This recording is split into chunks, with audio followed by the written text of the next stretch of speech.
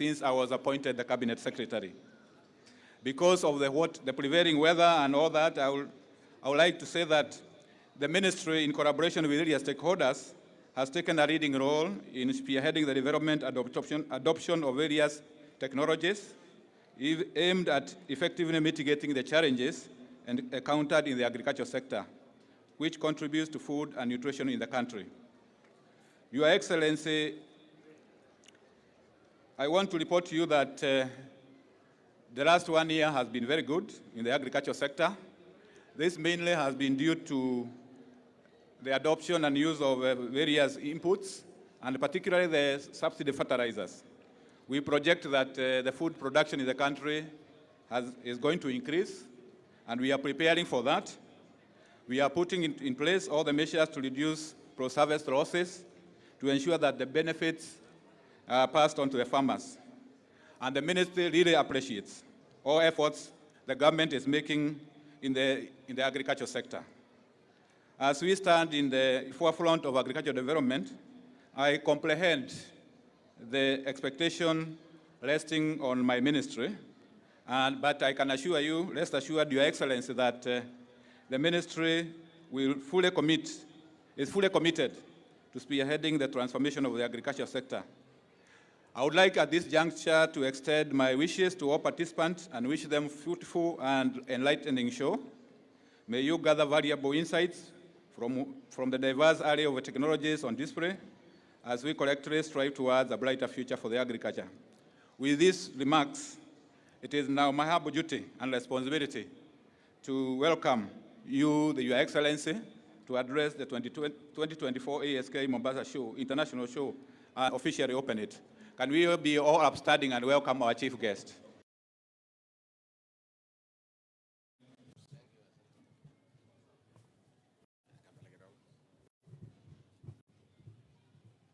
Thank you, Waziri. Please be seated.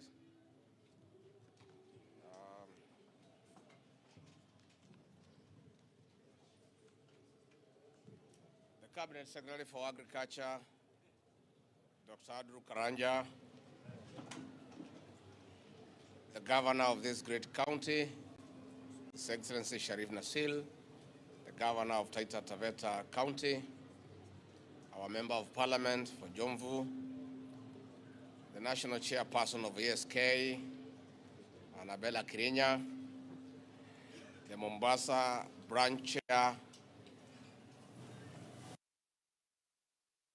members, other leaders, distinguished farmers and exhibitors, good afternoon. Before I begin my address today, let me take this opportunity to pass my deepest sympathies on the passing on of Mr. Hasmukh Patel, the founder of Mombasa Cement, who died last week after a short illness. Mr. Patel was a great economist and philanthropist who strived to help the underprivileged and ran several charity projects, including feeding programs in Mombasa, Kilifi, and Kwale that benefited hundreds of thousands in the 3 counties. Through his kind actions, he has taught us great humility, love, and service to humanity, irrespective of the socio-economic background. He built our nation and our humanity. On my own behalf and on behalf of my family, I pass my deepest sympathies to his immediate family, relatives, his staff, and the people of Mombasa County and Kenyans at large. May his soul rest in peace.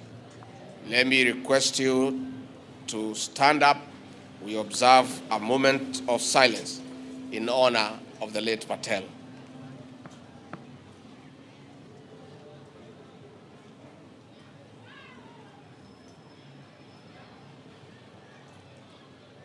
Thank you very much. Asanteni sana. I'm delighted to join you, farmers and other stakeholders in the agricultural sector for the opening of this year's ASK Mombasa International Show on behalf of His Excellency President William Ruto, who is out of the country on official duty. This morning, I had a cup of tea, courtesy of the tea farmer. The tea had sugar, courtesy of the sugarcane farmer. The tea had milk, courtesy of the dairy farmer. The beverage was accompanied by some boiled green maize, courtesy of the maize farmer.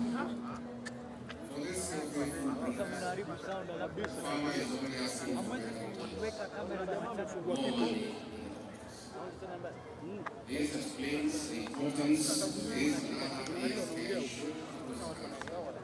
which the government has sustained for years as trade fair platforms for training, networking, and showcasing innovations and best practices in crop and animal husbandry. From the exhibition stands I've sampled, I'm deeply impressed with the emerging technologies. It is clear that the agricultural sector is innovating for enhanced food security and transition to sustainable agripreneurship.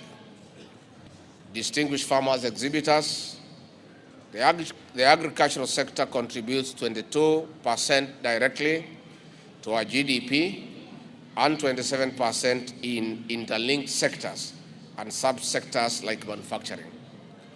Agriculture employs more than 40% of the population and 70% of our people in the rural areas.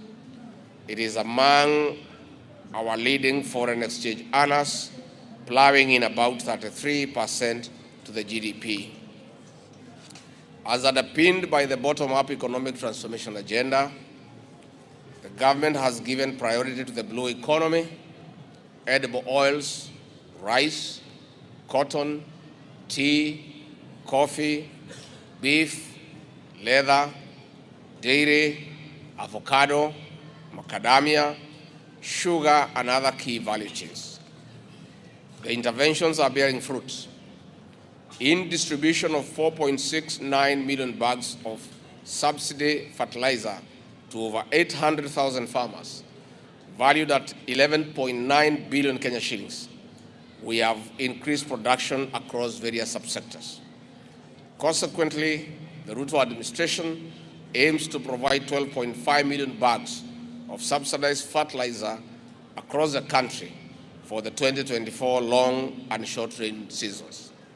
In 2023, the volume of tea export increased by 16% from 450 million kilograms in 2022 to 522.9 million kilograms.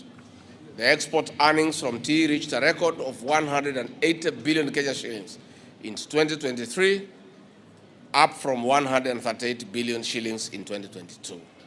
This is expected to rise again to 211 billion shillings at the end of the year. This represents a 31% increase in value of exports, the best earnings ever recorded by the tea industry over the years.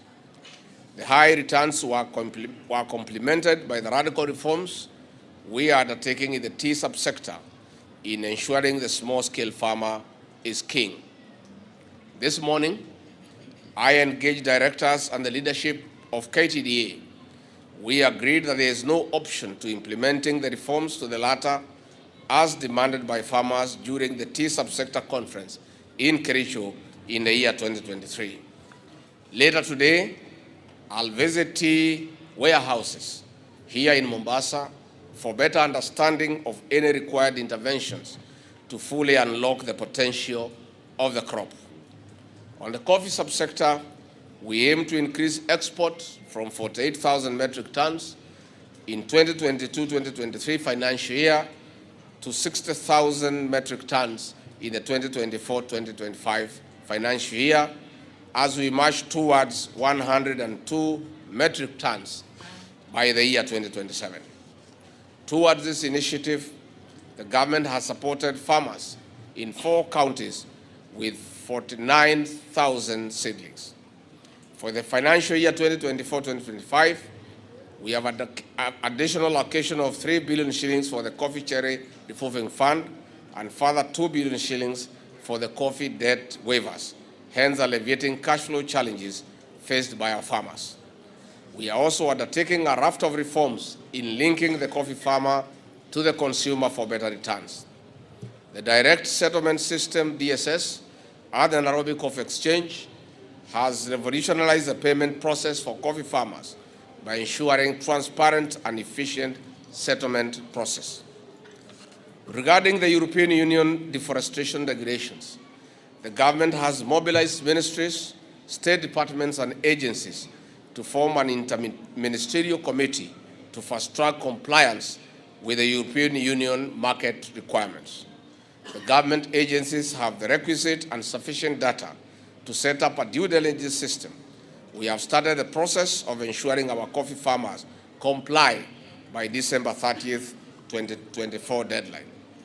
In the livestock subsector, to improve hide and skin quality, 1,165 flayers in 163 slaughterhouses were trained, and 1,195 flaying tools issued to them. In our quest for value addition, construction of the Kenya Leather Industrial Park is 85% complete. In addition, meat exports increased from 14,985 metric tons in 2022 to 16,281 metric tons in 2024 as a result of conquering new markets. On the daily value chain, milk sold in the formal market increased from 755 million liters in 2022 to 811 million liters in 2023. The price for milk increased from an average of 47.2 shillings per liter in 2022 to an average of 49.9 shillings per liter in 2023. While the ongoing upgrading of the new KCC factories, we are increasing the processing capacity as we also implement the minimum earnings per liter to 50 shillings, the take home for the farmer. To reduce and add milk spoilage, the government has put in place various interventions, including investment in bulk chilling and cold storage infrastructure, with procurement and installation of 220 milk coolers across the country ongoing. In addition, the government is enhancing the institutional capacity in establishment of 4 liquid nitrogen plants to support improved dairy breeds. On edible oils promotion project, farmers have benefited from provisions of sunflower seeds in various counties. The project targets to increase the area under edible oil crops from 60,000 hectares to 450,000 hectares. It is our sustainable strategy for reducing importation of edible oil by 50% by the year 2027, from 717 million metric tons to 358.8 million metric tons, hence saving the country 58 billion shillings in foreign exchange. On cotton, we have increased the area under production from 10,000 acres in 2022 to 39,000 acres in 2024, with several county governments committing to support production of this crop. The price of the said cotton has also increased from 52 shillings per kilo in 2022 to 72 shillings per kilo in the year 2024 to motivate more farmers. The Kenya Kwanza plan is to increase cotton production to 100,000 bales by the year 2025 to meet the local textile demand. Further, our administration has been distributing 854,000 assorted certified seeds, of which 17,700 is cashew nuts and 15,500 is coconuts, and 376.6 metric tons of drought-tolerant seeds to farmers in 25 counties. This is to enhance food security and crop diversity during the 2023 short rains and 2024 long rains seasons. With the write-off of 117 billion shillings owed to by state-owned companies, we are also restoring competitiveness in the sugar industry. Under the blue economy, we are working with partners in increasing the capacity of harvesting and processing fish and other marine resources. In our value addition strategy, We have invested in construction of county aggregation and industrial parks across the 47 counties to provide common user facilities for storage and processing of our farm produce. Distinguished farmers, exhibitors, ladies and gentlemen, while we are banking on these strategies to catalyze economic growth as envisioned at a Better and the Kenya Vision 2030, climate change is a threat that calls on us to rethink and be more innovative in expanding agribusiness. For this reason, I wish to commend the Agricultural Society of Kenya team for the apt theme of this year's show, promoting climate-smart agriculture and trade initiatives for sustainable economic growth. We are compelled to devise and adopt climate-resilient technologies to surmount challenges in the production chain. The exhibitions here have presented the best innovations. We have identified potential nascent ideas for incubation and nurturing to maturity and industrial application for the benefit of our farmers. It is notable that learning institutions have been taking part in these ASK shows. We are involving our learners in providing solid solutions to food security now and into the future. In this regard, the government is strengthening 4K clubs across the country. We have trained 970 trainers of trainers, including 4K clubs, patrons, agricultural extension officers, and youth volunteers.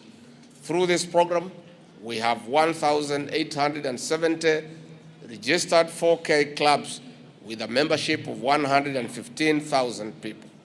These clubs provide a platform for young people to learn, collaborate, and innovate in agriculture, fostering a new generation of skilled agripreneurs.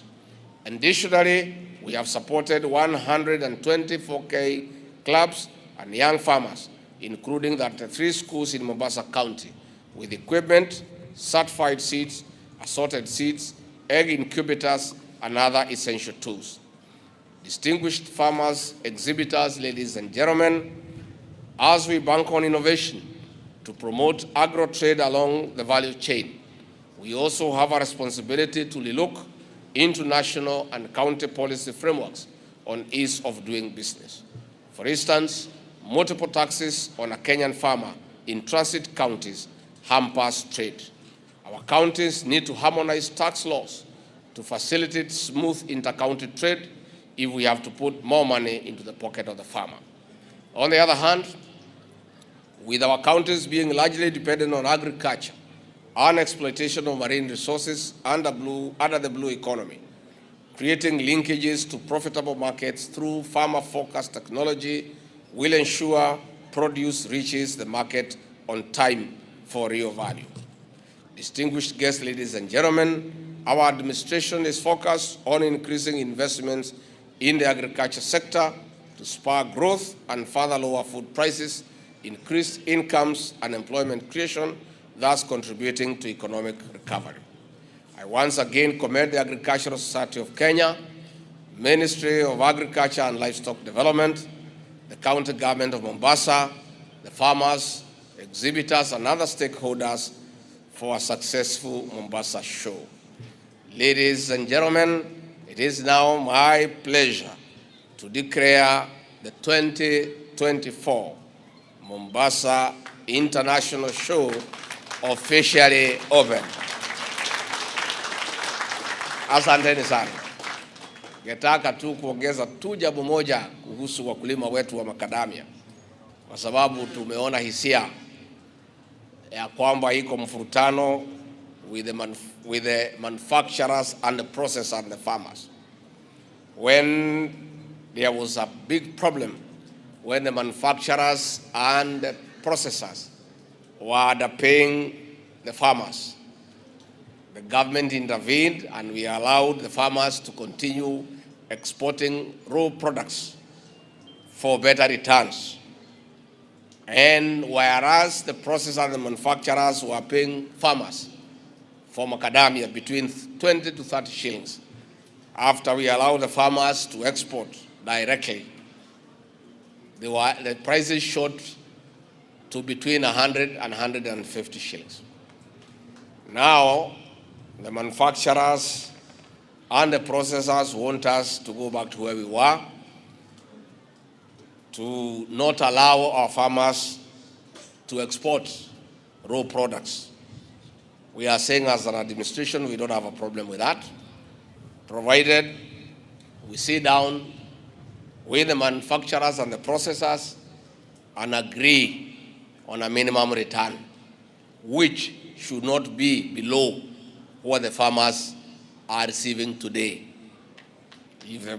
If the manufacturers and the processors are amiable to that discussion, we have agreed with the CS that we are willing to engage them as early as tomorrow so that we can ask the farmers to give them the macadamia nuts for processing, provided they pay what the farmers were receiving or higher. That is our commitment as a government to the macadamia farmers. So wasikuwe na wasiwasi, hatuwezi kubali turudi pahali tulikuwa ya shilingi 20 na 30. Hiyo ni maneno ambayo hawezi kubalika. Kwa hivyo the manufacturers and processors, up your game. When you process the macadamia nuts, you even get a higher return. Hatuwezi kubali nyinyi mchukue macadamia nuts ya wakulima, you process, muende muuze pesa mingi, alafu muweke yote kwa mfuko, alafu muletee wakulima pesa ambayo ni mabaki ambayo hawezi kueleweka na mtu yeyote. Hiyo ni mambo serikali yetu hawezi kubali. Kwa hivyo tunauliza wale processors and manufacturers tuketi, tukubaliane. Mkiwa mtalipa wakulima vizuri, vile wamekuwa wakilipwa wakipeleka macadamia nuts yao in raw form, sisi kama serikali hatuna shida yeyote. Lakini kama itarudi vile mlikuwa mnawalipa, I am sorry, that is something that is not agreeable to the government and to the farmers of macadamia. Kwa hivyo mimi nimeshukuru sana mheshimiwa, umesema vizuri. Rais wetu William Ruto aliuda serikali ya kila mtu, na hapa Pwani mkafaidika sana. Mkapata waziri Salim Mvurya, waziri Ali Hassan Joho. Sasa ile watu mlikuwa kwa ODM mko ndani ya serikali. Sasa hii maneno nasema hapa muunge mkono. Hiyo ndio kazi ya kuwa kwa serikali. Sinakuaga namna hiyo. Sasa ile tunasema hapa mnaunga mkono. So we are saying we are happy that everybody is part of government, and this brings the people of Kenya closer. It brings unity of the country, and the coast region now you are right in the center of government. You can no longer complain of marginalization. You are part and parcel of government. Please, let's join hands with the President for the development of this coast region, the development of the Kenyan nation, for the benefit of the Kenyan people, across political parties line, across regions, across all forms of formations, so that the people of Kenya are one and they are able to benefit from development, from our resources uniformly across the country. Kwa hivyo sisi tunakaribisha nyinyi tufanye kazi pamoja, tusaidiane na tufanye mambo ambayo itapeleka taifa letu mbele. So with those very many remarks, I want to say asanteni sana, tumeshukuru sana, and tutakuwa pamoja. Mkitualika mwaka ujao tutakuwa hapa, na tumefurahishwa sana na wale parachuters, wale walikuwa hapa, watu ya parachutes.